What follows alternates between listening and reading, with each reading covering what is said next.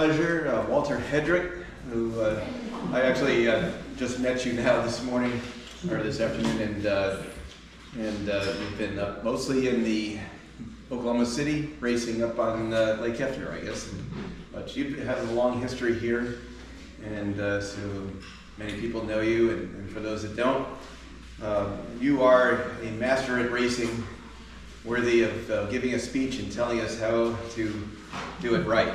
And as I mentioned before, if you can get Shamrock to elevate up to less than last place, that would be really amazing to see.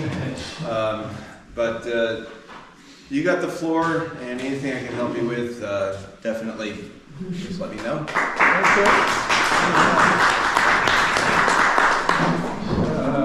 Thank you. I'm going to blame all this on Paul. Paul's my friend, and he came up the other day after the first race we had and said, "Would you do a thing on sailboat racing?" And before I give it much thought, I said, "Well, sure." Later I thought, what the hell have I done? And he immediately texts out that we're going to do a thing on sailboat racing. So tonight we're going to do a thing on sailboat racing. I'll have to, again, be forthright and say that I don't have anything planned. I thought I'd BS my way through all this, so that's what it's going to be. What we're going to have is an open forum. If you got questions, please ask me. If I say something you disagree with, feel free to jump in and we'll have that discussion. If I can't convince you that my way is better than your way, I'll let you convince me that your way is better than my way, and I'll pick that up and do that in the future. I love sailboat racing. I love sailboats. I love sailing. I love boating. Hi, I'm Walt, and I'm a, compulsive sailor. Okay. There are four things I want to leave you with tonight, and I may wind up using the board, I may not, depending on what we get into. But the first thing is it is fun. Sailing is meant to be fun. Racing is meant to be fun.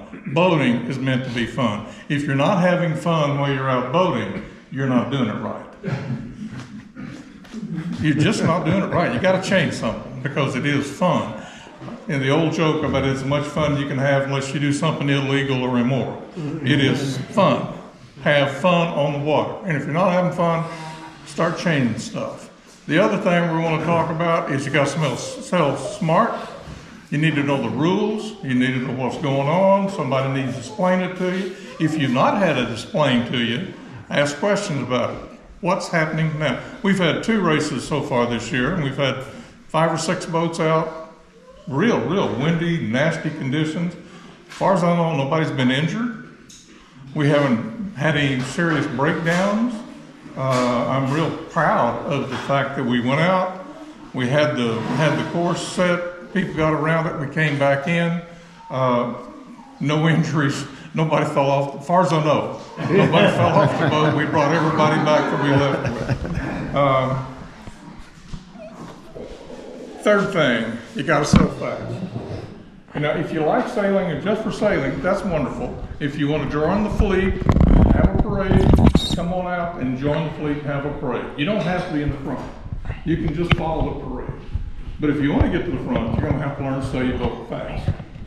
No big deal. And the fourth thing, which is actually the first thing again, you got to have fun. I can't stress that enough, fun.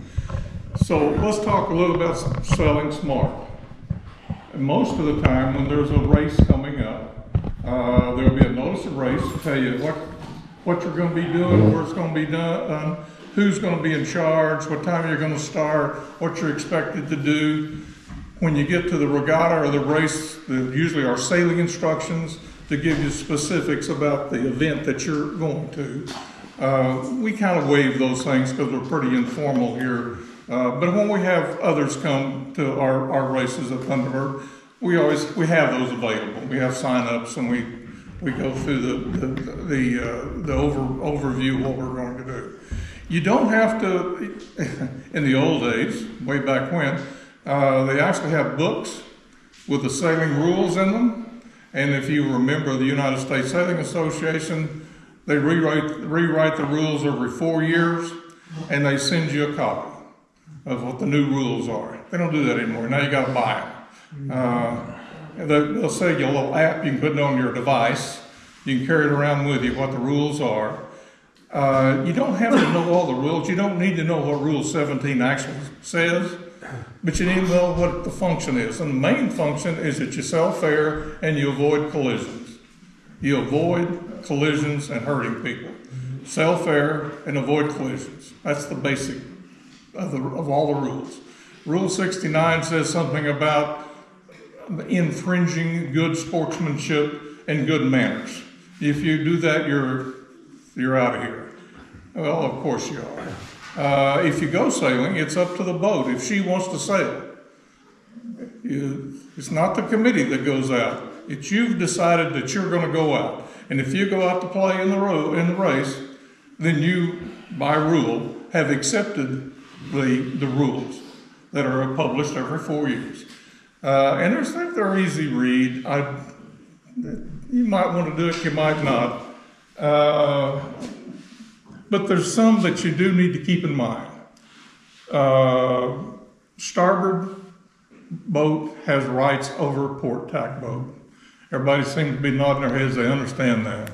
A leeward boat has rights over a windward boat. If you're leeward and somebody's windward you have rights. They have to keep out of your way. They're burdened to keep out of your way. You are referred to as a privileged boat sometimes. They're the burden boat. They got to stay out of your way if they're windward of you. If you have an overlap, you know what an overlap is? You're sailing up to somebody and you're come from behind, you're overtaking them, and the bow of your boat gets past a perpendicular line to their transom, their stern, you're overlapped. You can either overlap to windward or overlap to leeward. If you overlap to windward, they still have rights because they're the leeward boat. If you stick your nose in to leeward, you have rights. They have to stay out of your way. Not immediately. You have to give them room to stay clear. Make sense? Again, windward over leeward. I'm using an old rule of thumb. Slow boat, starboard over port, leeward over windward, obstacle or overtaking boat, and windward over leeward. Slow boat. Barging. Do not barge. Do you know what barging means? It's not in the rules. It's never mentioned in the rules. Because you know what barging is? If there's a race line set up, committee boat, in a pen, and you're all lined up there doing good, and another guy comes in and he says he wants in there and just basically pushes away, and that's called barging. He doesn't have the right. If you're the boat that's lured because he's coming down, you can close him out. Sometimes that causes collision because the boat's barging. Boat. Buoy. You have to give room at buoys. Slow boat. Obstacle or overtaking. Obstacle, if you've got two boats sailing together and one has an obstacle and says, I need room to tack, and you become burdened. You have to tell them, you tack, or you can take their stern, or you can tack. But if they ask for room, you have to give it to them. They have to have room. Again, avoid collisions. Obstacles. What's next? Assistance, aid. If you're sailing and you see somebody's down or their boat's in trouble, you're required to give assistance. Racing's not important anymore. If somebody's in danger, you've got to give assistance. Last 3 years ago, there was a bunch of people started buying those VX1s, little hot rod boats.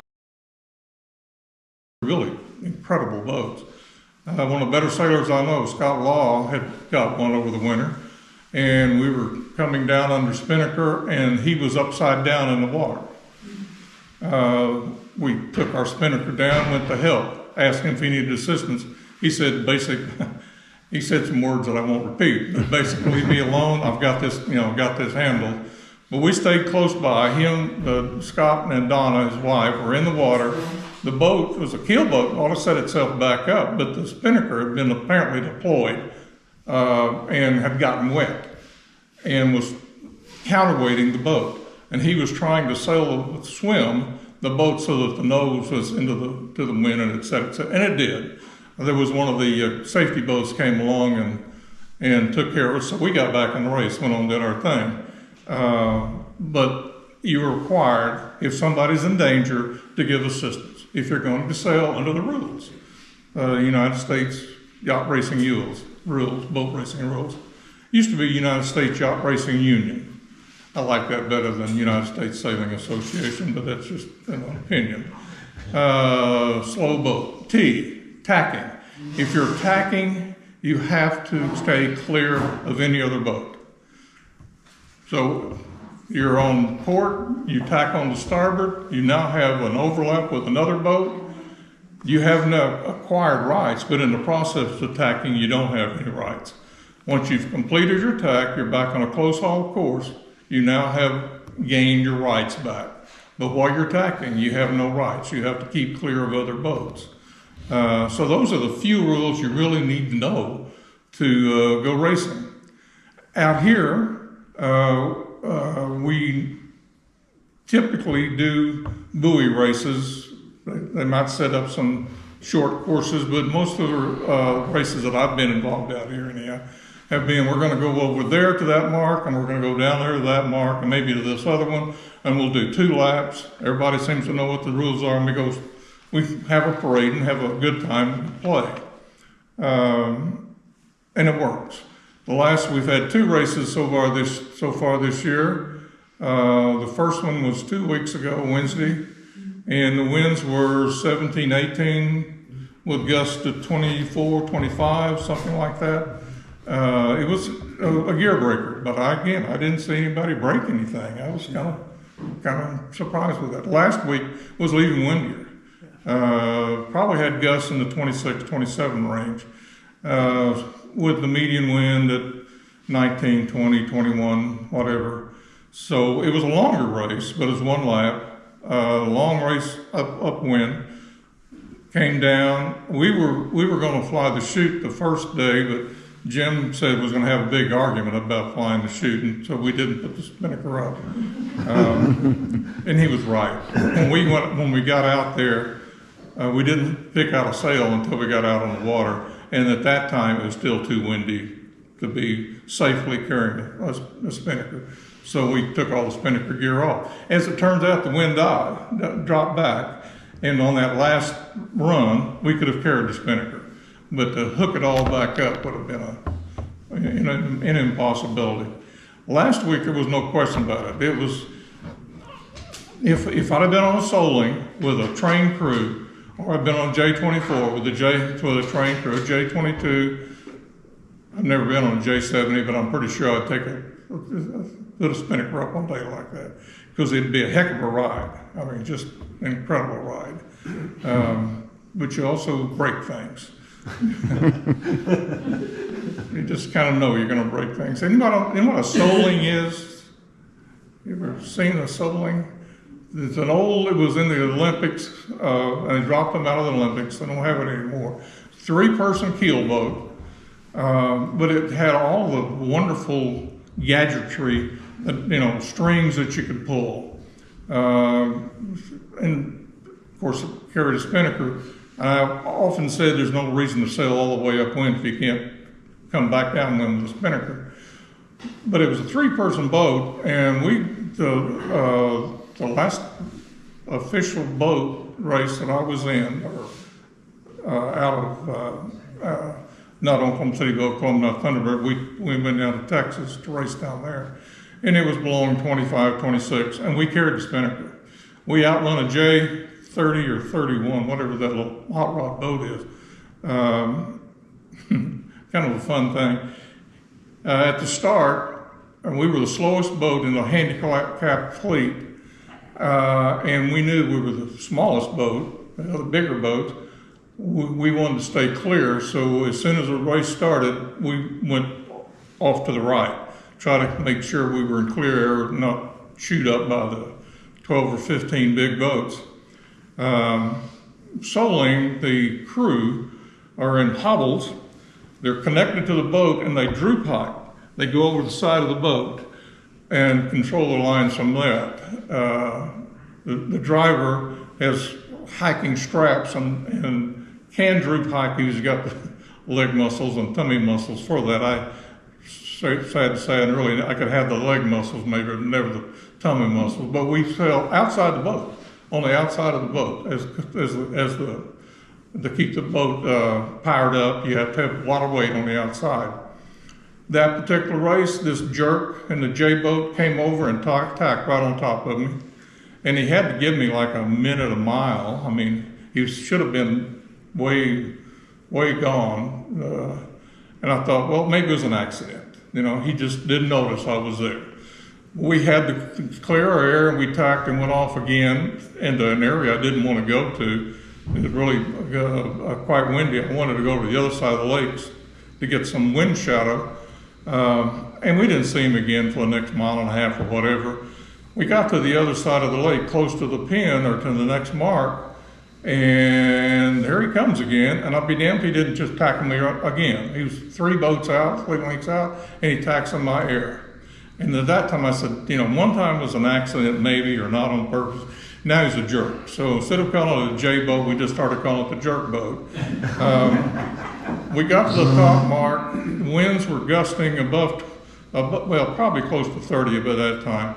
We set the chute. Now the chute on a Soling is a big thing called a monster, and there's a reason for that. That's exactly what it is. But the mast, I'll go into the detail. As soon as we round the mark and you set the chute, the mast goes forward. It goes from a fairly significant rake, aft rake, to a fairly significant rake forward. And then the man in the front gets under the deck and he has a line he can pull that takes the forestay up so the mast is stabilized. But the mast is way far forward so that the spinnakers is in front of the boat, pulling the boat rather than doing the oscillations they would have with some boats. If one's boat can't let the mast go forward. The jerk boat was, he had an asymmetric spinnaker and he put it up, but he can't run dead downwind. He's got to reach off to get to where he wants to go. He gets there real fast, real fast. I mean, he's probably hit 15, 16 knots. But we're running deep because we can do that on the Soling. And we're catching the waves. Catch a wave, get the surf, 6'1", whatever, to maybe twice that. As long as you're on the front side of that wave, you can just fly on down it. You eventually will lose it and you have to work. And then on a Soling or any boat, you can pump the spinnaker twice to catch if you catch a wave. You can pump the rudder unlimited number of times to avoid a broach. So you'll see the crew working the strings a lot, trying to get up on those waves and surf down them. Well, we came back to the bottom mark. He's probably leading, but he's on port tack. We're on starboard jibe. So we have right of way coming into the mark. And I knew my crew, I knew our capability. We went into the mark with the spinnaker up. He had to take down early. Cleaned everything up, made the turn of the mark, and headed back up. And he's about maybe a boat length to leeward of us. But he can't get to me because he's getting dirty air.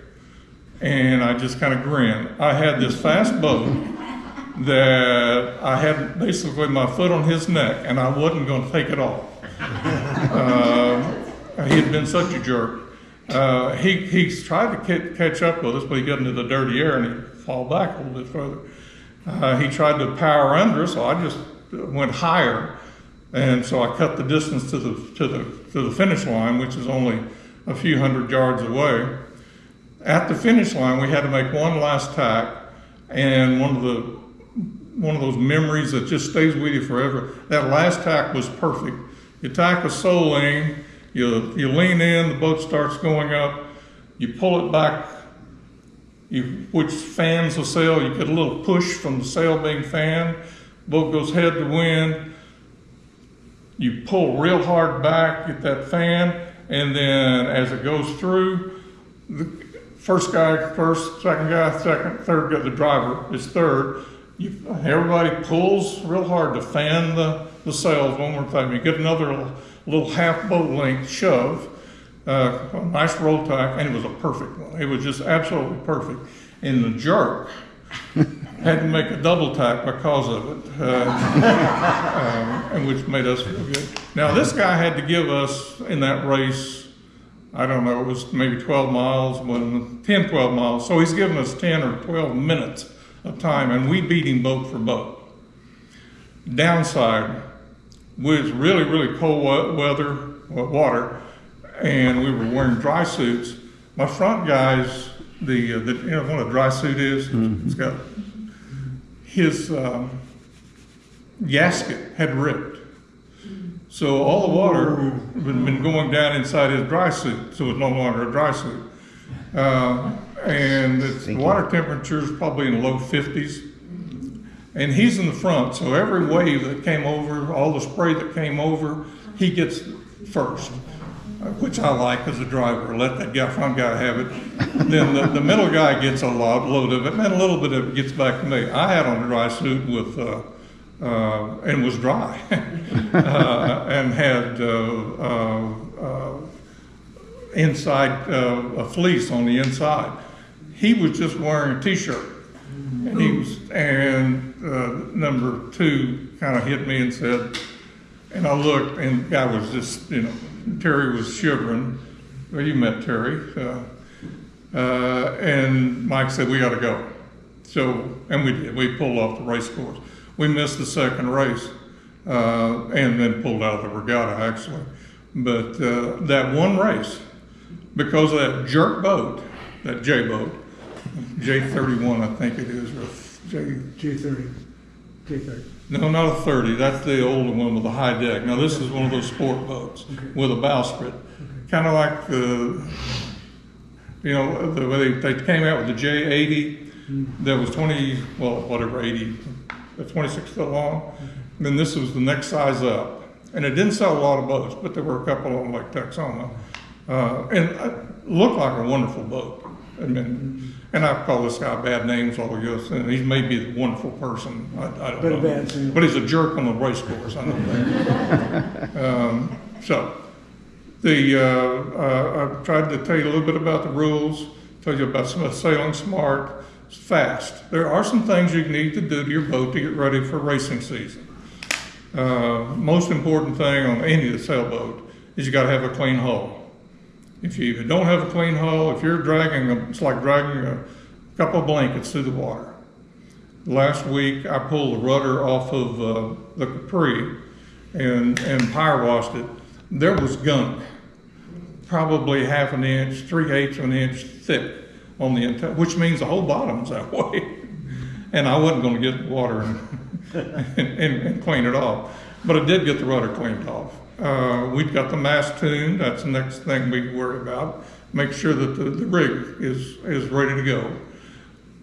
The winds were more than we expected last week and the time before. So we didn't adjust the rig. If I'd have thought about it, I would have made some adjustments. If I'd known, maybe rephrase that. If I'd have known how much wind there was going to be last week, I would tighten the rig down quite a bit because it was kind of loose. Important to do that. Sail selection we are on one of the lone boats or shared boats, so sail selection is kind of limited. We got a new Genoa and a new jib last year, and we've been using one of my old Soling sails from 1993, but it's in pretty good shape. It's a North sail, but it's a small blade type sail, which is much more efficient than the 110 would be. So sails are important. Boat condition is important. You need to make sure that keep your boat going fast. You know, the old New England boat maker, when asked how you made fast boats, he said, "Simplicate and add lightness." Yeah, I love that. That's an old North Sails ad. Remember when we had magazines? The thing with pictures in them and little books, rather than the devices people have now. That was one of their ads. Simplicate and add lightness, and it's true. Anything that you can get off of a race boat, get it off there. Now, some stuff you got to take with you. You certainly want to have your ice chest and cold beer if it's going to be, 100 degrees, some water and things like that. But any pound you can get off is worth taking off the boat if you're going to be racing. If you're going to cruise it, make yourself comfortable. If you want to race, and I certainly encourage you to race, because it is fun. It is as much fun as you can have. Add lightness. Make sure the hull's clean and ready to go. Do the best you can with the sails. There are maneuvers you need to learn. If you're new to the boat and you got a new crew, you need to learn each other. You need to learn to work together. The story I was talking about with the soling, I worked with those guys, sailed with those guys for many years. I knew what they were capable of. They knew what I was capable of. And we did things that probably would have surprised many of the people on the lake to see us do. And we're not even good soling sailors. We went up and seen some good ones sometimes, but mediocre at best. And then the last thing is fun. And I was going to stress it again, you got to keep it fun. Now, I said we're going to do this because it was Paul's fault that he made me agree to do this. Open forum. Any questions you've got, I'd like to deal with them now, if there are questions. Yes, We all know the Layton Regatta is coming up May 4th. May the 4th. So some of this information may be really useful, although the skipper may not know all the boats. the Layton Regatta coming up. Now I've done it twice. Once in Catalina 25s, and once in Catalina 22s, I believe. Is that what's planned this year? That's Do you the one know? where the crew stays on the boat, right, Phil? And the captain switches from boat to boat for each race. right. So there's 5 races. How many boats are going to be? I know there's 5. Five. I mean, Five boats, 5 races, Short courses, short courses. once around probably. Probably was around Triangular? twice, yeah. Okay, well, let's do that. Let's do a sailboat race. There's going to be 5 of us out there. We're going to have a pin, we're going to have a boat, we're going to do a 4-minute countdown. Yeah. So the P flag, the preparatory flag goes up. You got 4 minutes to get ready, to get up and decide what you're going to do. It's a short course race, so you're not going to be doing a lot of tacking unless you have to. You want to be on the line, obviously. You don't want to barge. If you are coming in and you don't have rights, they can close you out. If you're on the line, you need to time the line. You need to know how long it takes to sail from the boat to the pin. Time it. If it's 30 seconds, you now have a reference thing on how fast you can be going and where you need to be going when 30 seconds is done. You've got a reference on that. If it's a 1-minute line, then you know you have a reference on that. If you're going to do a time start, then if it's a 1-minute line, sail away for the line for a little less than a minute, you tack around and you sail back to the line. And you ought to get there just when the gun goes off, or thereabouts. If you're going to do, like I prefer doing, come in on port tack, see where the other boats are setting up, find a gap, a hole in there, and get in that gap. Now, remember, once you come around and you to acquire rights, you've got to go to close haul.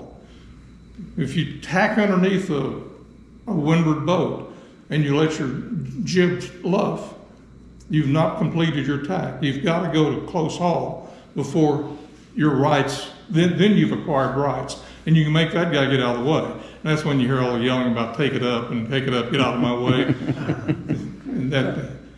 And if you're at the line too early and there's room, you simply duck. No big deal. If you're over the line, you go back and you duck again and get on so that you got to get on your boat completely off the course and start again. You don't have any rights until you start again. If you're 5 boat lengths over and there's a bunch of boats right behind you, you got a problem with trying to figure out how to get through them without fouling them, because you have no rights. They have, their right of way is solid. So you do what you need to do to get back below the line to start again. If you touch the committee boat, they're going to be really mad at you. So don't hit the committee boat. By the way, committees can do no wrong. Committee boats can do no wrong. If they set the course up backwards and you know they're wrong, be nice and suggest to them you got that wrong. But committees can do no wrong. Without them, we can't have sailboat races. Sailboat races are fun, so without them, we can't have the fun we want to have. So committees can do no wrong. We're thinking of a 1-minute line, but you're down at the pin end because you think that that's going to be the favored end. You've been watching the wind and decide the pin's going to be favored, but you hit the mark. No big deal. You have to go up, do a 360, and go on after the gun goes off, of course. If you're on the course side and you hit the mark, you have to go back, then do your 360 and go on. Going up, 5 boats, short weather leg. The first quarter, maybe the first 30% of the leg, you need to know where those other boats are going and what they're doing, because you're racing against them. And if they're the weather of you, you try to figure out some way to get the weather of them. Boat speed's probably going to be a differential. One of the boats is going to be faster than the others. It just is. 5 boats. One of them is going to be slower. The first time I raced the Mallory Cup, we raced in Santana 20s, and I think there were 8 boats. One boat lost every race. No matter who was driving it, it lost every race. It was a green boat, belonged to George Muskoski. Anybody remember him? He ran for governor, but that's another story. But it lost every race. No matter who was on it, it still was a dead last boat every time. The other boats kind of, many of them up and back, but that one boat, a little green Santana 20, lost every race. Okay, we're working up the lakes. We realize we wanted to get to the starboard ley line so we can make the mark. It'll be port roundings, I assume. With 5 boats and a short leg, if you're coming in on port, trying to find a hole can be kind of hard. So by the time you get at least 75% of the way up, 80% of the way up, you're wanting to get over to the starboard ley line, at least in the middle of the fleet, in the middle of the beat, preferably to be on the starboard ley line and clear. If you're not, if you're, say, the second or third boat back, and the other guy's on the starboard ley line, go ahead and tack underneath him. Don't overstand too far because it's a short leg. You're going to have to tack again anyhow, so you might as well get as close to the mark as you can. Once you go around the mark, make a nice round, smooth rounding. Your crew hopefully will know how to handle all the sails. If you don't like what they're doing and you're the skipper of the day, you got to tell them what you want them to do. Rely on them, but you got to tell them what you want to do. There's probably going to be a parade at that point. Boats have got themselves pretty well lined out. You get to the jibe mark, make a nice jibe, nice easy rounding if you can. If you can go a little wide and come in tight so that you got a half boat length more, or picked up a half boat length on the guy in front of you, or got another half boat length from the guy behind you, that's a good thing. The bottom mark, same thing. You want to go wide and come in tight. and then I assume it's one lap around and you finish. Try to avoid tacking duels with any one boat, because the fleet's going to go on past you. If two boats get into it, typically it doesn't work out real well. They wind up doing their thing, but the other boats go on by. It just happens that way. And then they changed boats, as I recall, the time that we did it. We pulled the boats in. Skippers got off one boat. They had their list on where they were supposed to go to the next boat, and you did it again. New crew, new boat. You need to, if you're going to be driving, you need to check all the settings. Because people like me, when they get off the boat, will release the out haul, release the backstay, just, little things. Maybe ease the halyard off of an inch or two. When you get on a new boat, you better check all those settings. Set them up like you want. Set them up, and you need to set your boat up for that day. If it's a gusty day like it was last Wednesday, you want everything as tight as you can get it. Out haul max, the halyard max. If you got a Cunningham, we don't have that on the Capri. I got a floating boom. You got to have some way to pull the draft forward on the mainsail. You need to check all that. If it's a really, really, really light day, just the opposite. You want to make sure the out haul's not too tight. You've got some power in your main. The jibs, the halyard's not too tight. You got some power there. You don't want the draft too far back, but you need power if it's a light air day. Okay, I've been talking for quite a while. What's the next question? Yes, sir. So Shamrock, our problem, I don't think is necessarily the boat speed, but It's a color, green, he said. It's it's supposed to be the wrong direction. We just have so much leeway. Leeway? Yeah. What can we do to limit leeway?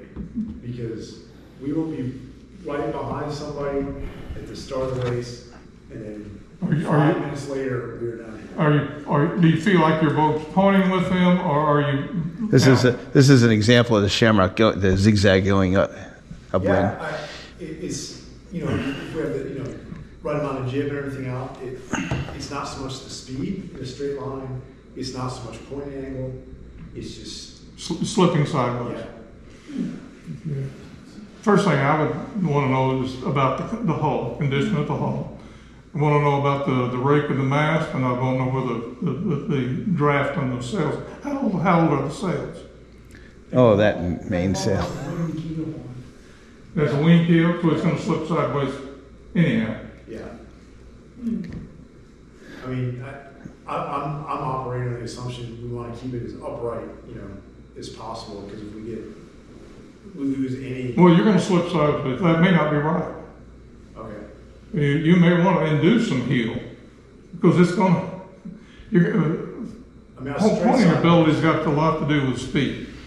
If you don't have good speed, you're not going to be able to point. You're going to slip. So we want that boat or any boat to get up to close to whatever its whole speed is. Say it's 6 knots. So this is just to pick a number, and you get at 5.5. Then you can think about actually trying to feather up some, point up. But if you're at 4, you're automatically going to be slipping sideways. If the draft on the front sail is not way forward, it's going to power the boat over to the push it, and which will push the whole, let it slip even more. And if it's a wing keel, those are very inefficient keel. They do not create lift. I don't care what the wing keel advocates say about it. They don't create lift like a trapezoid keel can do. I've never sailed on that boat, so I don't know exactly how to speak to it. I did notice the rudder does have algae on it. So, As does the rest of the hull. yeah, and that's the thing. Yeah. It's due for a cleanup pull-up. Yeah. And a bit of paint. I got a feeling it When did. was the last time the hull was cleaned? 2 years ago? I think it's 3 at this point. Okay, as soon as the water gets above 60, take it to the shore and with some scrubbies and wipe it down. See if that don't make a heck of a lot of difference. the Capri, although I didn't race it very often, I'd like to sail it because it's a delightful little boat to sail. But when the bottom gets dirty, it gets real sluggish. So I just get in the water and hang with a scrubby. But the water's too cold right now, so I haven't done that. But that's where I look first. There's a hull, and then and the sails, the way they're rigged up. And I'll be glad to go out and work with you on that. But my bet is until you get pretty good hull speed, pointing is not in, don't worry about it at all. You want to get up to speed. On the Soling, which I was talking about before, we basically had two settings, power and point. Power in that particular boat meant that the traveler was down 2 or 3 inches. The jib traveler was, most of these boats don't have jib travelers, but the front guy would have the jib down so it had the ability to pick up more power. As we got up to hull speed or close to hull speed, then we would go to point. And we would bring the sails in a little further. Actually, on the Soling, we would sometimes take the boom above center line in flat water. In rough water, it couldn't do that because it would tend to stall the boat and slow you down real quick.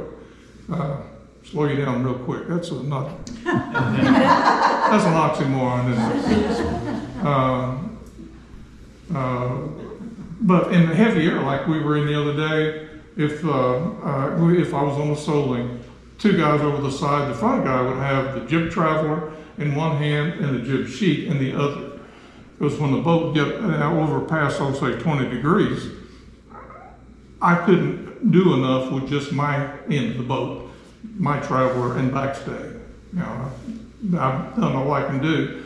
I don't like to use the rudder. I like to sail with the sails if we can. You know, let the boat go where it's best for the boat. Sometimes you got to force it to go by using rudder. But as soon as you turn the rudder, it's a brake. It's causing drag on the boat. So if you can get the boat to sail, but that's like dancing with the boat. What's a good metaphor? What's Fred Astaire and Ginger Roger? They danced. You learn to dance with your boat. Whatever the boat's doing, you want to work with it and go with it. You know, dance with the boat. What they say about Ginger, she did the same thing he did, only backwards with high heels.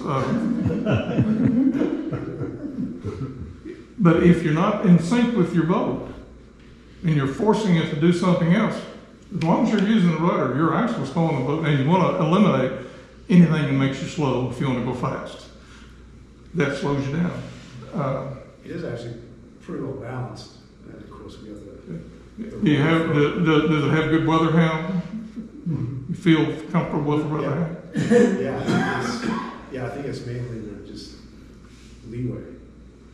You're slipping sideways. It's a close haul problem. Yeah. Yeah, so if we can figure that out. Yeah. And previously, I've been thinking, well, we don't want to.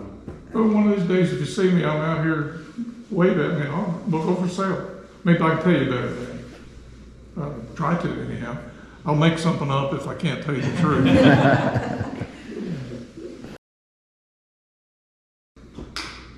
Sailboat's fun. Is that it? So the fleet's all on starboard tack approaching the starting line. Say it one more time. The majority of the fleet at the start of a race is on starboard approaching the line. But I was on port coming in. Could I have tacked underneath them? Sure. To get to the mark? And I wouldn't have, and then as we approach the mark, would I have had right away as the leeward boat? You're talking about coming to a weather mark. Coming to the starting line, the pin. At the start line. The start There's line. no proper course before start. Right, So if you got 4 boats lined up, and you're coming in on port, right. they're on starboard, kind of idling or whatever speed Yeah. they're at. You want to go in. You can tack underneath between them, do whatever you want to do, as long as you don't force them to make a correction of their helm. Okay. If you pull underneath somebody, you're right, Yeah. a foot away, you need to go off to where you're at least close hauled. Okay. Once you're at close hauled, you can come back up on that guy and take him head to wind if you want. Okay. If you want, I don't know why you want to do that, the other boats are going to go on past you. But if you're in a match race, that's what Yeah, you do. yeah. But when you go on the lee side of a boat to get right of way, you don't have right of way until you've completed your tack. Oh, yeah, yeah.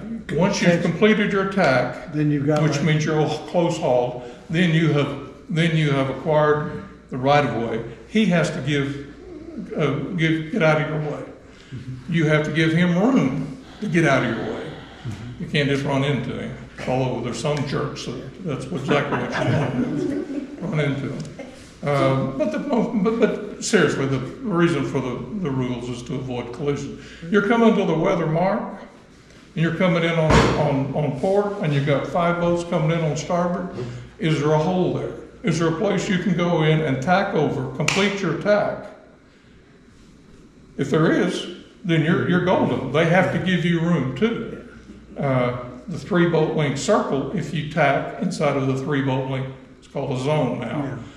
If you tack with side of that and you force anybody to make a correction, then you foul them. But if you've completed your tack and you're clear, then if they do anything else, then they have to give you room. And that's a good maneuver. A lot of people like to come in on port. It can be a little nerve-wracking trying to find that hole if there's a lot of boats. If you can't, if there's no hole and you have to tack, you may have to wind up doing a 360 or whatever to avoid hitting somebody, and you wind up then in the back. If you're the outside boat, when you get to 5 boats we're talking about, all 5 of them get to the pin at the same time. If you're the outside boat, you've got to stay on the outside. The inside boat that's got an overlap gets room. Yeah. The next boat that's got an overlap, they get room. If there's a break, then there's a place that if you're coming in a port, there's a break, you can tack there. And once you've completed your tack, you've established your rights, and they have to give you room. And that's when you hear a lot of yelling. A lot of yelling. Anything else? Yes, sir. I just wanted to add to the introduction of Walt. Walt, you started out, you were here before the lake was built, and you talked about swimming in the blue hole at one point. When I was in high school, we used to swim in what is Little River, what we refer to as Blue Hole. That's where the Jumbo and Dayboo Creeks, the confluence between them and Little River, was just a red mud hole, and a lot of people did noodling there. And we would skip school and go fish or go swimming. Well, we would fish there too. But it was a hay field with that river running through it, and they raised hay on either side. Yeah, I wasn't the first lifeguard on Lake Thunderbird. I was the second. Norbert was the first, but he couldn't start work, and so I was the first lifeguard to go to work. And right here. Yeah, on this beach area. By the way, most of this sand was hauled in from the other side of the lake. When we started working here, it was just mud. But the state of Oklahoma decided that they wanted to have a public swimming area, and they needed lifeguards, and there was an ad in the paper, and I needed a job, so I met the superintendent. He said that I could go to work immediately.